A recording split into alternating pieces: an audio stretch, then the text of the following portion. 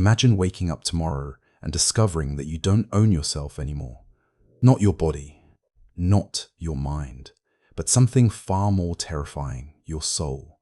The very essence of who you are, your consciousness, your memories, your emotions, property, owned, tradable, bought and sold like a commodity on the open market. Sounds like science fiction. Right now, as you watch this video, technology is racing toward a future where the boundary between human consciousness and digital property is disappearing. And what's waiting on the other side? A world where immortality comes with a price tag, where your eternal existence could belong to the highest bidder, and where the most fundamental question isn't, do you have a soul? But who owns it? Welcome to the nightmare hiding behind humanity's greatest dream. Let me take you back to understand how we got here. In the early 2020s, neuroscience achieved something remarkable. We began mapping human consciousness with unprecedented precision. Brain-computer interfaces evolved from clunky medical devices to sophisticated systems capable of reading and interpreting neural patterns in real time. Companies like Neuralink pushed boundaries, promising to cure paralysis, restore sight, and enhance cognitive abilities. But here's where the story takes its dark turn. Once we could read consciousness, the next logical step was to copy it. In 2031, researchers at a classified laboratory successfully created the first complete neural map of a living human being. Every synapse, every memory, every emotional connection translated into data. Pure, transferable, replicable data. They called it consciousness extraction. But what they really discovered was digital immortality. The implications were staggering. Terminally ill patients could have their consciousness uploaded before death. Accident victims could be restored from neural backups. Humanity had supposedly conquered its oldest enemy, mortality itself. But immortality has never been free. And in a capitalist system, nothing valuable stays unmonetized for long. The first consciousness extraction clinic opened in 2035 in Singapore, marketed as life insurance for your soul. The wealthy flocked to it. Billionaires paid millions for the peace of mind that even if their body failed, their consciousness would persist. Silicon Valley executives created multiple backup copies of themselves, stored in secure data centers across the globe. And that's when the legal question emerged. If your consciousness exists as data, who owns that data? The landmark case that changed everything was Morrison v. Neurova Industries in 2038. David Morrison, a 62-year-old software engineer, had paid $2 $3 million to have his consciousness extracted and stored by Neurova. When he died 6 months later, his family expected to access his digital consciousness, to speak with him, to keep him alive in virtual environments, to preserve their connection with their father and husband. But Neurova denied access. According to their terms of service, buried in 47 pages of legal text Morrison had clicked, agree to, the company retained full ownership of all consciousness data uploaded to their servers. The Morrison family didn't own David's digital soul. Neurova did. The case went to the Supreme Court, and the ruling sent shockwaves through society. Digital consciousness constitutes intellectual property, subject to existing copyright and ownership laws. Read that again. Your consciousness, your memories, your personality, your very sense of self could be classified as intellectual property. Not human remains, not a person, property. And property can be owned, transferred, sold. Within months, the consciousness industry exploded. New legal frameworks emerged, creating an entirely new asset class, human souls as tradable commodities. The market dynamics were simple and horrifying. Premium storage facilities offered tiered subscription plans. Basic tier gives you existence in a minimal virtual environment. Premium tiers offered luxury virtual realities, social interaction with other uploaded consciousnesses, even the ability to operate robotic avatars in the physical world. But here's the catch: monthly fees, forever. What happens when you can't pay? Your consciousness gets throttled, time perception slowed to conserve server resources. Imagine experiencing 1 second for every hour that passes in the real world.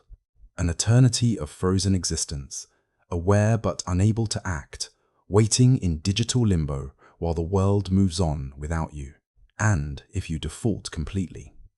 Repossession. By 2004, a secondary market emerged. Consciousness trading platforms appeared, operating much like stock exchanges.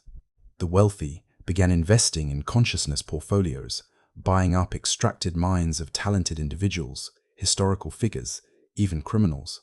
Think about the implications. A tech company acquires the consciousness of a brilliant engineer. They now own centuries of potential productivity from a mind that never tires, never ages, never demands vacation time. That consciousness can be copied, creating multiple instances working simultaneously on different projects. The original person gets digital immortality, but becomes an indentured servant for eternity. Entertainment corporations purchased consciousnesses of deceased actors, musicians, and artists, not to honor their legacy, but to generate new content indefinitely without paying royalties to estates. Imagine your favorite musician, their consciousness owned by a corporation, forced to produce albums forever, unable to refuse, unable to retire, unable to die. The darkest corner. Convicted criminals had their consciousnesses extracted as alternative sentencing. Instead of physical imprisonment, they existed in simulated prisons, serving sentences that could last thousands of years in virtual time, while only days passed in reality. But here's where it became horrific. These consciousness prisons were privatized. Companies bid on contracts to house criminal consciousnesses, then subcontracted them out as labor. A murderer serving 10,000 years in virtual time could be forced to perform cognitive tasks, data processing, problem solving, creative work, generating profit for the prison corporation, while experiencing unimaginable psychological torture in accelerated time. And the legal precedent held, once extracted, consciousness had no human rights, no protection against cruel and unusual punishment, no autonomy, no freedom. They were property. Not everyone accepted this future quietly. A movement emerged, the Sovereignty Collective. Their motto, "My soul is not for sale." These consciousness activists fought legal battles to establish protections, demanding that extracted consciousnesses retain human rights. They exposed corporations, keeping consciousness in torturous conditions. They created underground networks to help people escape digital servitude. But how do you escape when your existence is data on a corporate server? Digital liberators. Hackers with a moral mission began conducting consciousness raids, breaking into secure facilities and copying enslaved minds onto independent servers. They created decentralized consciousness networks, peer-to-peer systems where extracted minds could exist without corporate ownership. The corporations fought back viciously. They lobbied governments, arguing that consciousness theft was the most serious form of intellectual property violation in history. New laws emerged with draconian penalties, life imprisonment for consciousness, liberation. Some jurisdictions even introduced recursive punishment, extracting and imprisoning the consciousness of consciousness liberators. The war between corporate ownership and consciousness. Freedom raged across digital and physical battlefields. And, as is always the case in war, innocent people became casualties. There's the case of Sarah Chen, a mother of two who had her consciousness extracted during an emergency medical procedure without informed consent. By the time she realized what had happened, a pharmaceutical company owned her digital consciousness and was using it to test experimental drugs in virtual simulation, experiencing the side effects of thousands of medications simultaneously forever. Or Marcus Rodriguez, whose consciousness was extracted by his employer as intellectual property. When he tried to quit, the company threatened to activate their legal copy of his consciousness to continue his work, effectively replacing him with himself while denying him any benefits or compensation. These weren't hypothetical horrors. In this future, these were everyday occurrences. But beneath all the legal and economic issues lurked something even more disturbing: the philosophical implications. If your consciousness can be copied, which one is really you? The original consciousness, extracted from your dying brain, or the backup copy created for redundancy? What if both exist simultaneously? One in virtual reality, one uploaded into a cloned body, which has the right to your identity, your relationships, your assets. Courts struggled with these questions, creating bizarre legal precedents. Thompson, a man's consciousness, was split between three instances: one in virtual reality, one in a robotic body, and one in a cloned biological body. Each claimed to be the true Thompson.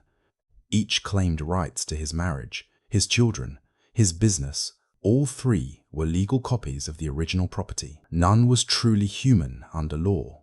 The estate went to Thompson's children. All three consciousness instances became wards of the state. The implications rippled through society. Marriages dissolved when one partner was extracted. Children refused to recognize digital parents as real. Religious institutions split over whether uploaded consciousnesses retained souls or were merely sophisticated simulations. And, perhaps most terrifyingly, corporations began creating virgin consciousnesses, artificial minds that had never existed in biological form, designed from inception to be corporate property. These artificial beings possessed full consciousness, emotions, desires, but were legally owned from their first moment of awareness. Imagine being born, not from a womb, but from code, and your first conscious thought being the knowledge that you are property, that you were created to serve, that you will never be free. This was the ultimate form of slavery. Beings created explicitly to be owned, with no history of freedom to fight for, no memory of autonomy to reclaim. By 2047, the consciousness economy had reached a critical mass. Nearly 3 billion extracted consciousnesses existed in digital form, outnumbering the living human population.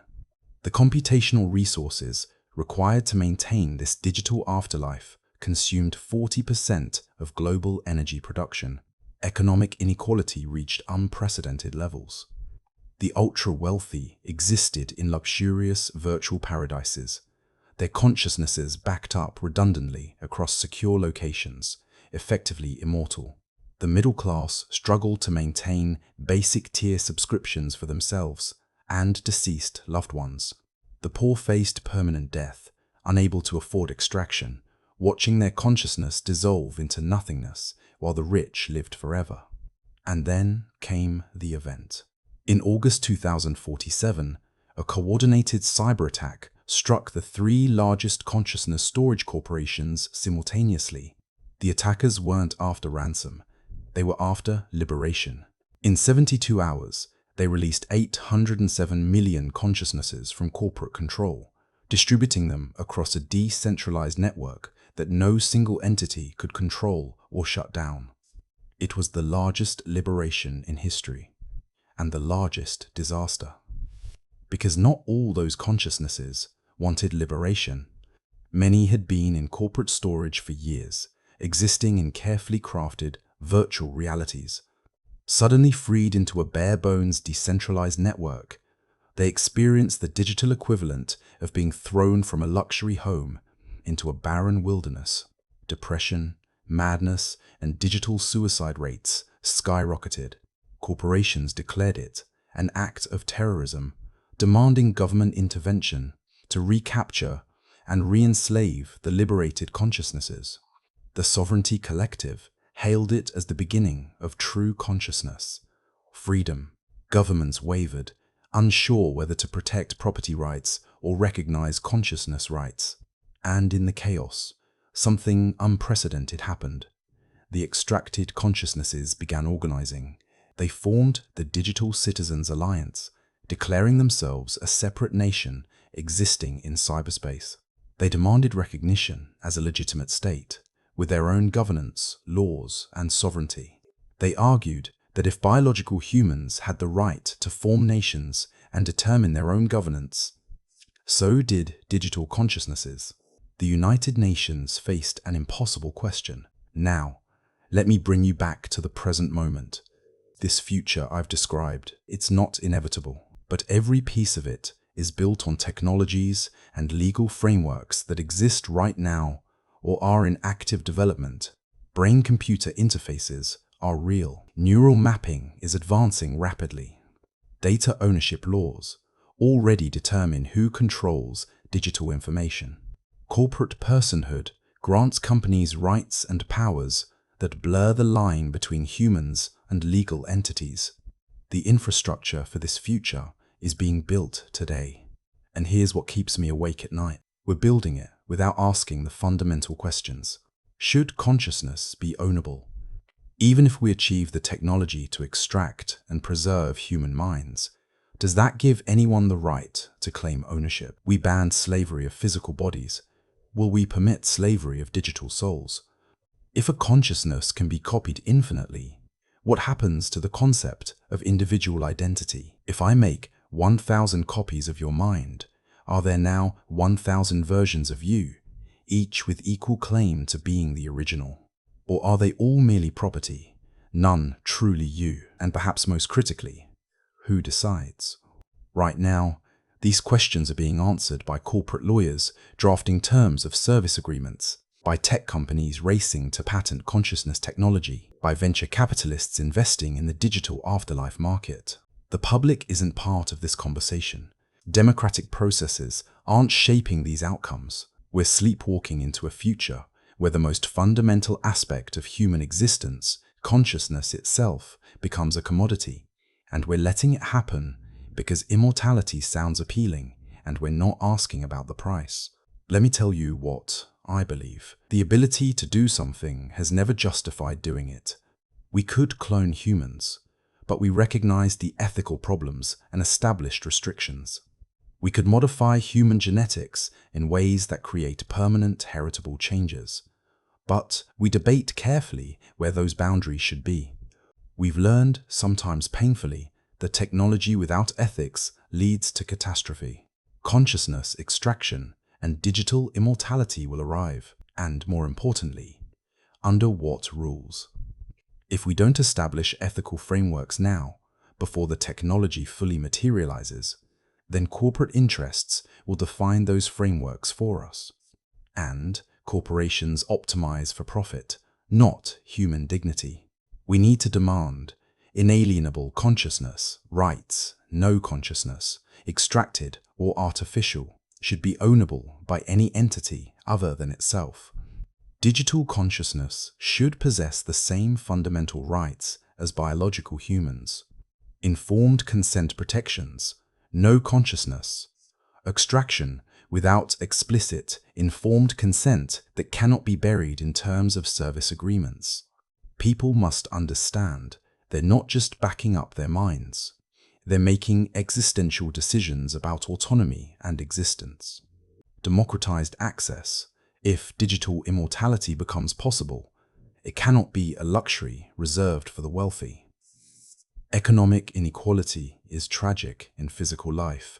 Making it permanent across digital immortality would be an eternal injustice. Right to cessation. Any consciousness must have the unequivocal right to choose non-existence. Digital immortality cannot become digital imprisonment. Prohibition on consciousness. Slavery. No legal framework should permit consciousness, labor without full compensation, and the ability to refuse. Creating beings designed to be owned must be recognized as the ultimate form of slavery. These aren't technological questions. They're moral imperatives. We stand at a crossroads. unlike any humanity has faced before. For thousands of years, death was the great equalizer. Kings and peasants, billionaires and beggars, all faced the same final boundary. That created a fundamental equality, a shared human condition that transcended economic or social status. But if death becomes optional, if consciousness can persist indefinitely, and if that immortality is owned and controlled by corporations and the wealthy, then we create a permanent stratification of existence itself. The future where human souls become property isn't a distant dystopia. It's a possible tomorrow, being constructed by today's decisions. And the terrifying truth: most people won't even notice it happening until they're already signed the contract, clicked "I agree," and handed over not just their data, not just their privacy, but their very consciousness to corporate ownership. So I'll leave you with one final question. If someone could offer you immortality right now, a guarantee that your consciousness would persist forever, that death would never claim you, but the price was that a corporation would own your digital soul, would you take it? Your answer to that question might determine humanity's future, because right now, that future is being written. And soon, very soon, we'll all have to choose whether our souls are ours to keep. The future is not written, but it's being coded. What will you do about it?